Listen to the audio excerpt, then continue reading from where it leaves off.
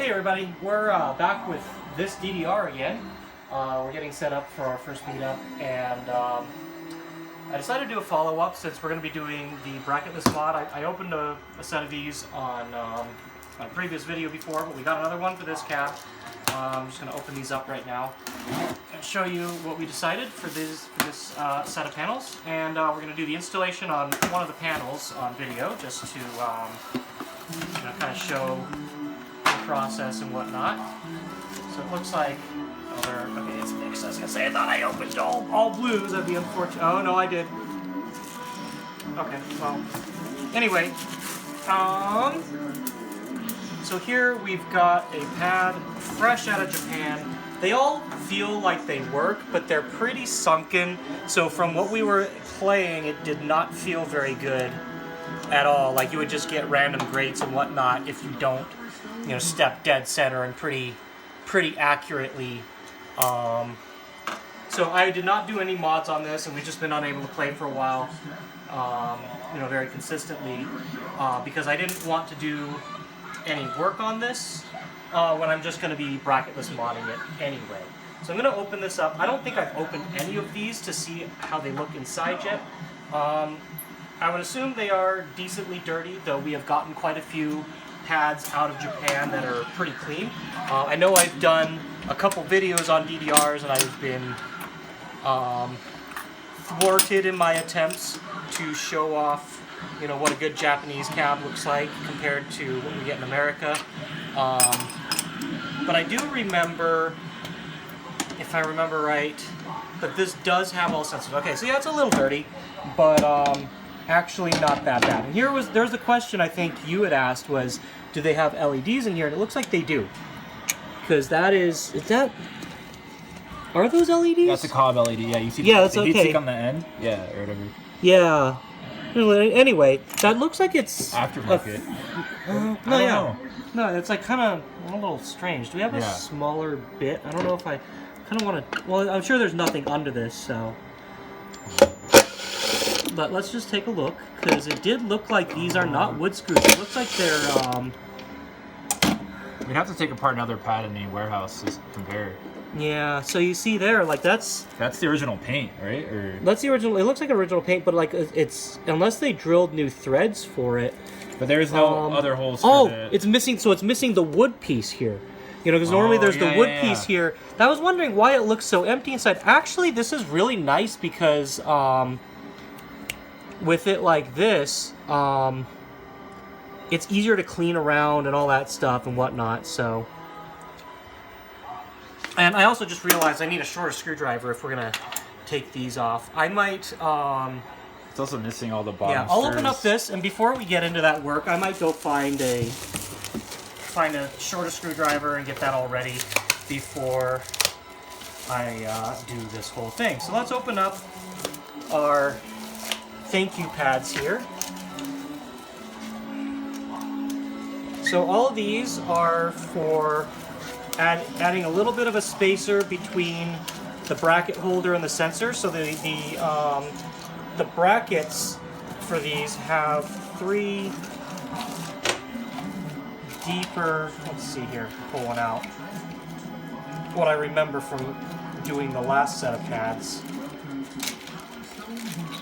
So on the inside we've got these 3 little indents, and my friend that was doing the installation had mentioned that it seems like that would wear out the sensors faster, which yes, but also this gives you, it takes dead sensors and makes them a little bit more functional. So you have the option of leaving it like that, or you just take this thin, I think like maybe 1 millimeter, 2 millimeter strip, put it in between, and now you've got it raised a little bit more, you have a little bit less sensitivity, but now you're not damaging the sensors. So like if your sensors are really good. And I think these sensors are pretty good, so I'm actually going to try this whole thing with them in, and we'll do a pad test and see how it looks. So there's that, and we've got, let me pull out one of those. Oh, are these all blue? No, the bottoms are red. Pink? Okay, so there we go. It's just all the frames are blue. I didn't know if they were gonna come with blue and pink frames. I think the last set they were different. So here we're just going to go with the original panel style because this was an older cab, and I thought it'd be nice to you know, keep that together. Our last set that we got was the DDR-A style, the white cap style. So you look at it, and I mean, they're going to be practically the same size, but you know, there's a side-by-side comparison of those. And this one only looks dirty because the plastic cover. plastic's still on it. But yeah, so there's that. And okay, so I guess let's see what else we can get done before getting any farther. I'm not going to be able to get these, I think, without, well, I might because the bottom ones aren't in. Let me see if I can get these out easily without stripping them. Yeah, it's not so bad. So just go here. I like that they already removed the bottom screw on each. Oh, I know. Yeah, that bracket. makes things a lot easier. I would assume that they just didn't bother. I'm going to Putting actually back, leave yeah. this unplugged for now because I'm going to come and scrub all of these out before we put everything together. So just drop those screws in so we don't lose them. Chuck all our spare parts in that box over there. And it looks like they came back and not necessarily modded them to raise the pads, but they redid the foam, which I can imagine over time that gets pretty worn out. I would not say that this cab was played by a regular player. I think one of the machines that I unwrapped specifically to show off, the pads looked like they were ready to go PFC 18s and shit, so yep. Might need your that pad.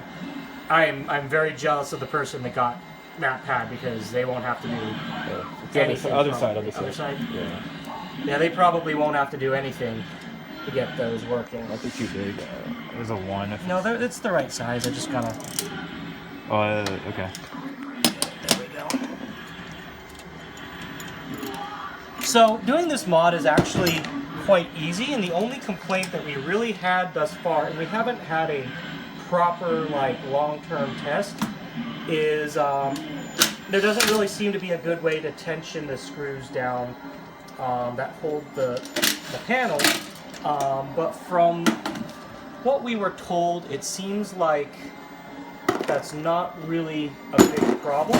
Oh god. It shouldn't be. But yeah, we'll see. And I think especially for these, since this cab is staying here, and it's not going anywhere, it's not getting moved, it should be fine. And even if it's just a little bit of an adjustment every time to make sure it's still good, we're good. Because it's very possible to screw them down too tightly. Oh yeah, definitely. Okay, so there's going to be, and this part's actually really clean. You can tell they must have cleaned this cab. Yep. When they got it, you know, a basic distributor's clean, as I like to put it, in that, you know, a collector or a player, you know, that's going to come through and scrub everything down. It's not going to be like that, but it's also missing all the grime, the dirt, the whatnot, and frequently they do send us pictures of them doing a breakdown of pads, and they definitely put a fair amount of work into it. So that saves me a lot of trouble, in that I am definitely going to do the scrub down, but now I don't have to do the hard clean, the blowing it out and vacuuming everything up. So we get those 4 screws out. This whole bracket now should just come out. Yep, there we go. And so we're going to leave all the sensors here. The sensors will get used. Just pop these out. And then here we've got the whole sensor frame. I'm just going to drop that right into the box. And we'll do the same for all 4 panels and whatnot, but for now, I just kind of wanted to show you this. And just as a demonstration, before we take this the rest of the way apart and get it on there, this would just drop in, and you'd have that.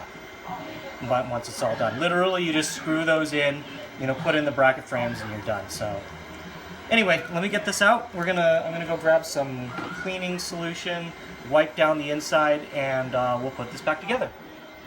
Alright, we're back. We've got this panel ready to go here. So we pulled out all the switches, unscrewed everything. We didn't do that. Did we take out a frame of it? I don't remember. Anyway, we've got a frame out here. So this part just drops right in, right there. And we're going to screw it in place. So line up these holes a bit here. Someone's drilling something? It smells some good out there. Alright. I'm just going to get these in. Get them started. Oh. I can get it into the hole. There we go, I think. Come on over here. Corner.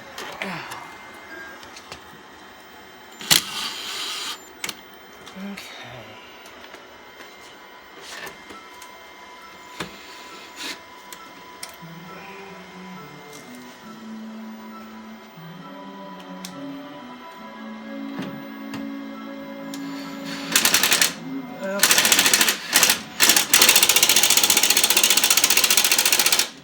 Those nice and down in there.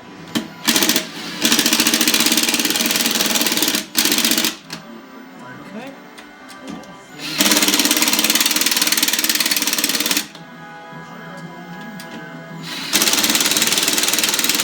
Okay, let's make sure we got those in deep enough. These are here for the panels to sit on.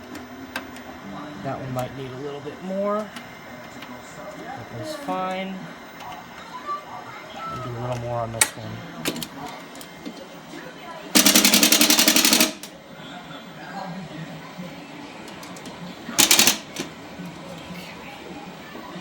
But these are nice and secure in there. Get those on there.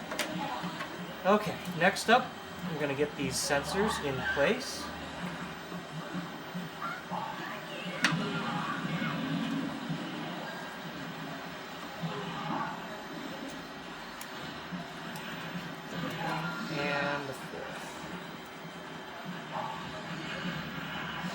Alright, so I am going to use these spacers this time, and we'll come back, take them out if we have to, adjust. I'm going to drop one of these in each one, set it down.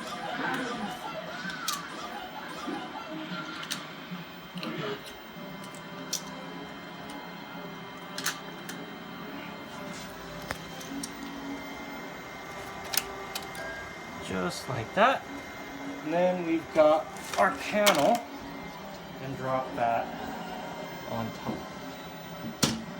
Alright, so for the screws we have these O-rings here, and those are just to prevent a little bit of squeaking noise and whatnot between the screw and the panel. We'll drop our 4 in here.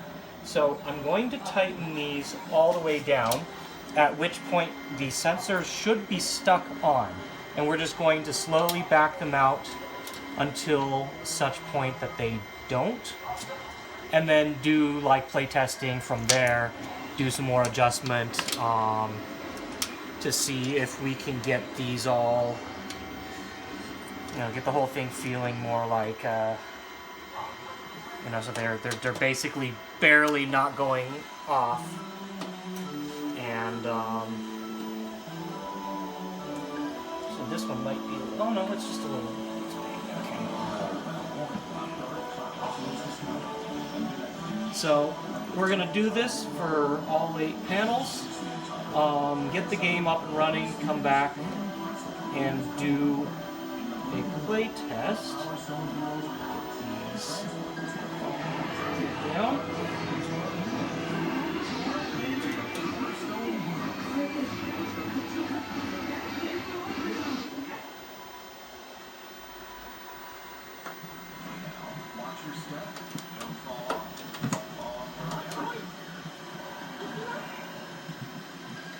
And also to note, we decided not to go super hardcore on the pad cleaning.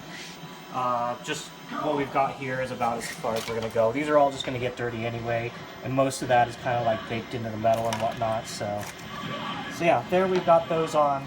I've got this one done. I haven't done this one yet, but when we come back, we'll take a look at this. I also went and took all these inside screws. I replaced the dome screws with pump hex screws. I was going to use the smaller screws, but underneath this there's a bigger gap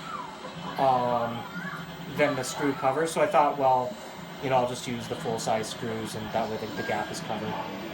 But I did that on all the corners, anywhere that your feet would come in contact, so that we, you know, even though there's a screw, at least we have something better than the big round ones.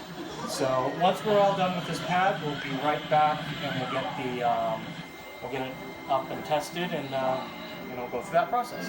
All right, so I deeply apologize. I was pretty sure I recorded on what our final decision was on pads, and we never.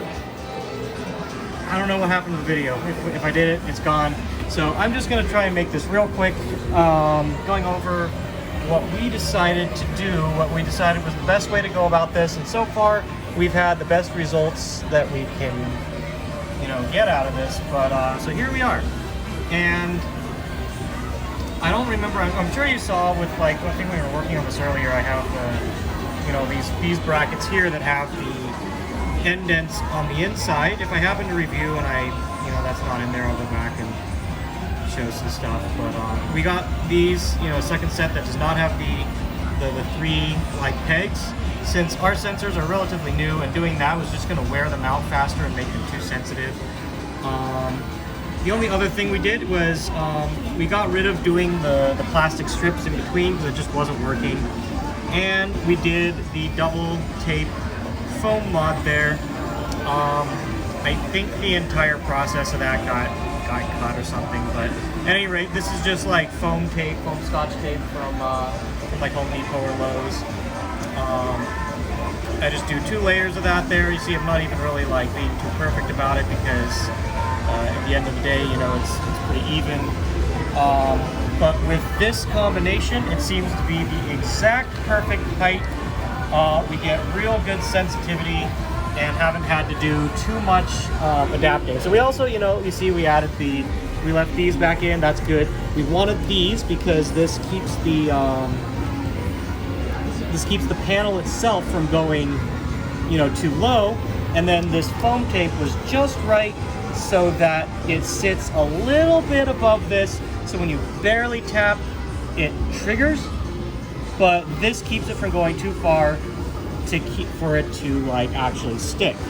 So anyway, once we got all that, I just put like one of these washers in each one. I don't know how much difference it really makes or anything like that, but once you've got that, you can just drop this on, pop your screws in, and we decided, you know, just go to the point where they're barely hitting. You go too much more than that, you know, you're still gonna get them sticking. They just loosen them a little bit. But the other thing, the big thing for me on this was they do not actually come loose. They don't keep coming loose and coming up as you play on them, so you don't have to constantly adjust them.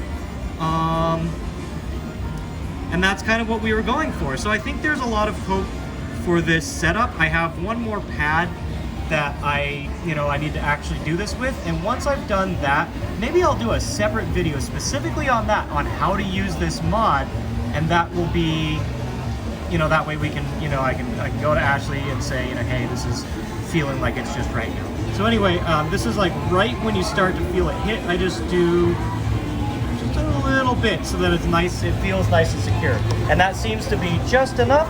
And when I play, I don't really seem to have problems. But like any pad, nothing's going to be perfect. It's not going to stay in like a perfect feel forever. You're always going to have to do a little bit of maintenance, but the goal with this one was to try to reduce that as much as possible, as well as get them feeling really good and not have to do like a really constant, like high amount of work. You don't want to, you know, be playing, aiming for PFCs or MFCs or whatever you're aiming for, and then, you know, like out of nowhere you get like one great or one perfect, or something that you shouldn't have, and you want it to keep, you don't have to be working for as large of the percentage of your time as possible. So now we'll get on up, and I think I have to put this in the other mode to like actually see the lights come up, or you have to do it in game mode if I remember. I don't remember exactly, but like I'm just gonna bracket here like this, and you can see like everything triggers pretty good. Yeah, let me go back real quick, and I don't remember if it doesn't light up in test mode, so you have to exit out.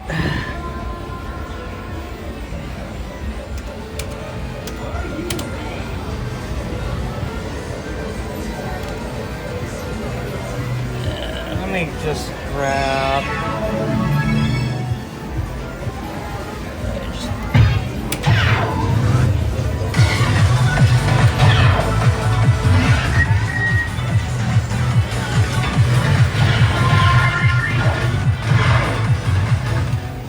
Okay, so if I should start lighting up now, I think. Yeah, so there you can see like just how easy it is to trigger all of these with very little effort. That's what we're going for, so.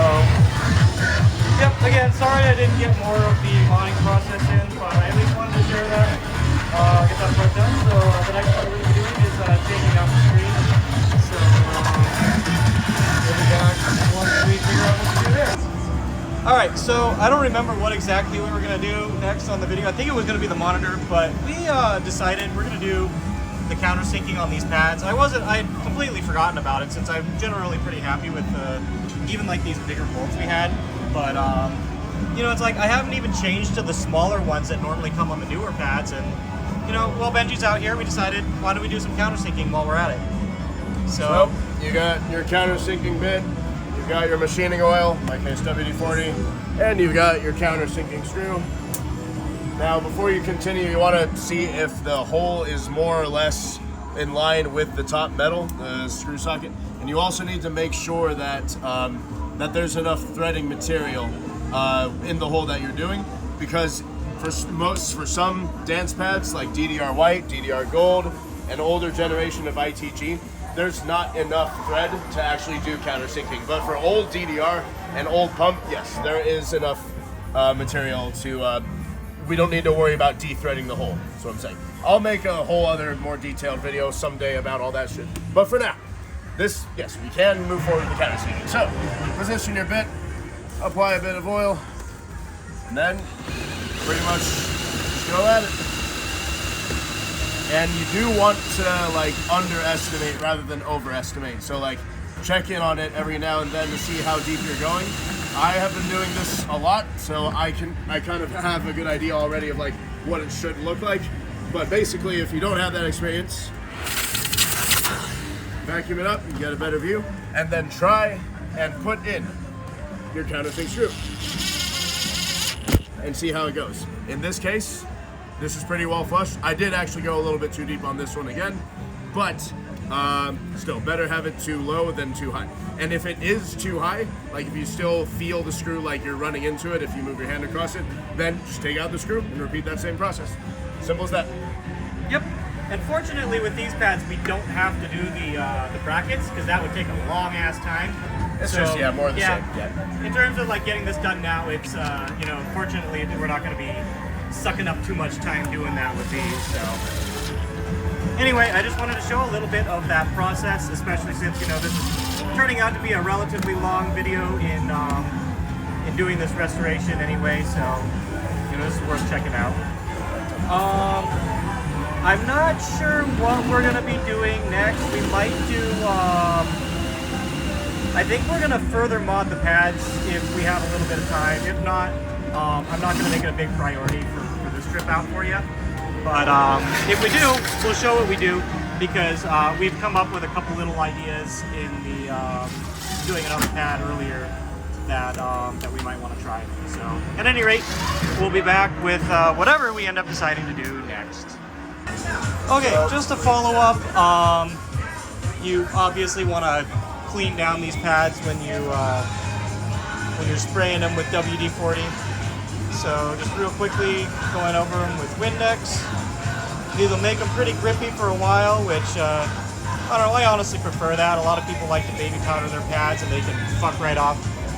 But, you know. Having options is good. Yes, options is good.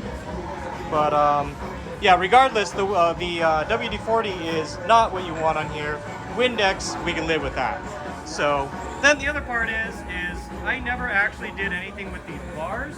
I want to say, yeah, I was going to use this. But from what I've heard, this stuff comes off pretty easily over time while they feel great. So Benji here uses something else, which is this stuff here. This is a vinyl tape that I get from Uline, and I will link it to David in time. And the upsides of this tape is that it does help, it does work decently well. I will admit that it does not work like as grippy as like the tennis grip or like the plumbing tape that I used to use, just like the rubber stuff. However, the problem is, or the reason why I had to look for a different tape to use, is that they changed up the composition of the plumber's tape that I used to use, like the, I forget exactly what it was called. So I was looking for the longest time for a good substitute, and I had something similar to this at my work, and the vinyl tape. So I thought, might as well give it a shot, and interestingly enough, it actually works pretty well for grip. It not as well as like the other grip tapes I've used in the past, like I said, but it gets the job done. It is better than nothing, and I mean, I've been playing on it for months and had no problems. The upside as well, as you saw how easy it is to install as well. Yeah, and this stuff lasts a long time. Like, I put this stuff on like 3 or 4 months ago at public arcades, back where I'm from, and they're still going just perfectly fine. They're for casual and consistent players alike. Yeah. It works just fine. And so, like, if you have pads that are in public spaces or that you plan on using at cons that you do not want to have to maintain super frequently and like replace when they tear or when they fray or when they roll, you want to use this stuff because this stuff will stay. The only thing that will tear this is if people have like jewelry on their fingers, or like if cosplayers have any like other sharp parts. So like when we did have it at SoccerCon, there were a couple parts that got like slightly dinged, but overall we were still able to play on it just fine without any problems. So like the big thing is you see like the spots of rust like this, and like a little bit more on this pad. These bars are nowhere near as bad as some of them that we have, especially the ones that you did for us for con. Like the paint was completely stripped off of this. There's no way that would have been, you know, that's by any means like safe or good or anything like that. Like sure, it's fine, but you know, something needed to be done. It's also just aesthetically not as good. For reference, I think I and most people that play regularly absolutely hate the giant thick ass ones that normally come with these cabs, and there's no way that I'd want to play on that. Like just having too much to grip onto, it makes it difficult. They slip, they get a little like, you know what not. So anyway, this is a really good way to have some grip without having to throw a towel on there, or you know, have like these really thick ones. Now again, you know, I have this and I'll show it, but you know, this is an option if you really want to for a personal cab or something, but you know, maybe it's not the best. This is what Phil recommended as well. So. And like I said, this does have its advantages. Yep, but this can be very good. Yeah. Hey, And let's take a look at this roll. Does it have at least have like? It's 3M. It's a 3M. Yeah, it's a 3M vinyl tape. And I will say the only other disadvantage of this one is it's kind of expensive. Yeah. However, that counterbalances since you don't have to install it nearly as frequently. So if you put it on once, it should be fine for a long time. And I did put this on other bars that David owns as well, that we used at Genesis. They ran DDR tournaments. I have the same on my pump bars, and everyone gave unanimously good reviews on it. Yep, and in general with stuff like this, and just stuff in general, you cannot skimp on quality. If you want stuff to be quality, you have to pay the money for it, and especially like, you're already in on an arcade machine, you should probably, whatever little costs like this are not significant enough to be an issue. Anyway, I just wanted to show that as well before we move on to whatever the next thing is for these pads. Okay, so I'm actually going to end up finishing the video here because we're probably not going to do this monitor swap right now, so just the pads and whatnot. But I wanted to point out, you can see here the screen's actually filling properly now, and that's because I installed the capture card for if I want to stream, and I've got the splitter back there, and somewhere in there, whatever EDID things were going on, it changed to, filling the screen correctly. So, anyway, yeah, if I happen to do more in, with this cab, we'll do it in a later video. So, thank you for watching, and we'll see you in the next one.